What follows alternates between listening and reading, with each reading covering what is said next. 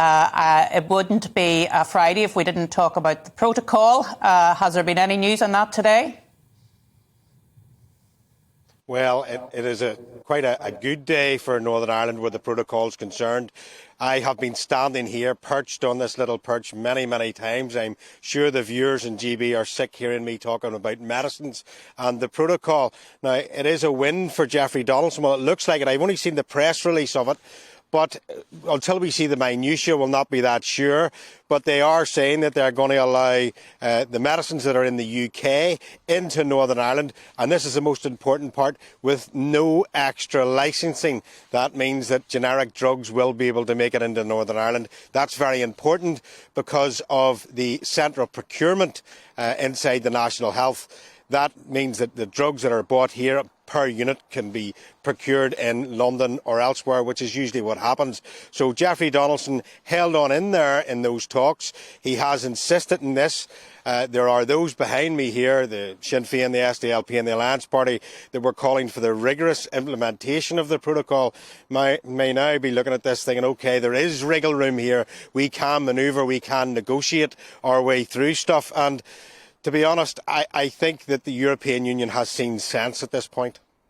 On medicine, certainly, Dougie, it looks like that is the case, and that we should, of course, welcome that, although I have to say it's quite something when we welcome access to medicines within the UK as a breakthrough. But in any event, Lord Frost was more downbeat. He's talking about the fact that the talks will have to regrettably resume again in the new year, and he's also said we're not yet close to delivering outcomes which can genuinely solve problems, and again refers to we may have to trigger Article 16. I mean, there's much more to this than medicines, Dougie. We all know that, and that trade border still exists. Are we right about that?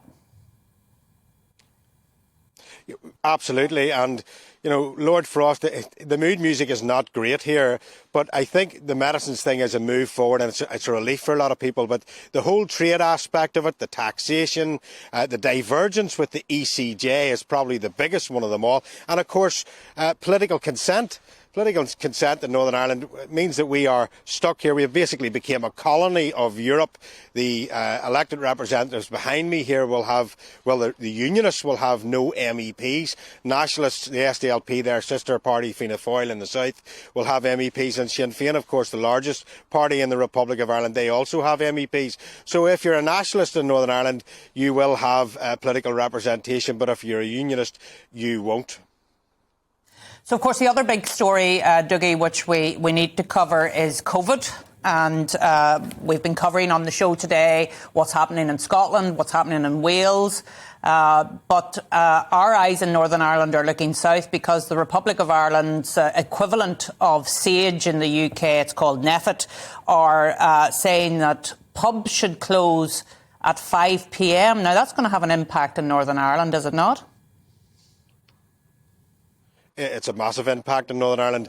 We've had the COVID passports here, I suppose, for about 3 weeks now. They came actually into law at the start of this week. But they are really a nonsense because it's nearly impossible to enforce them.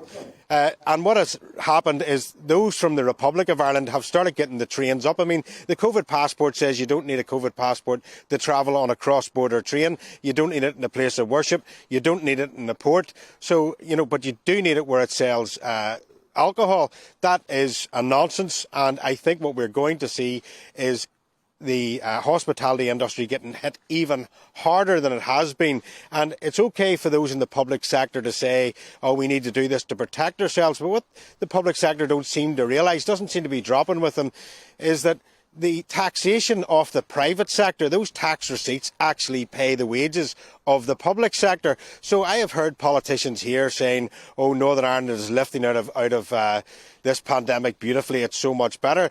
The reason for that is that 72% of the jobs in Northern Ireland, which are highly paid jobs in the public sector, they worked from home. They didn't have to pay 20% of their wages for going to work. They weren't buying their lunch elsewhere, so they weren't even going on holiday. So that money has now swollen back into the economy again, and it has given the economy a bit of a boost. But when it comes to March or April and they are looking their pay rises and incremental payments, it may well be, if they continue to attack the private sector as they are doing, that there may be no tax receipts there and you may have to start seeing wage cuts or redundancies inside the public sector, and that includes the National Health. But of course the National Health won't be hitting that. It'll be jobs in places like behind me here that may well get hit.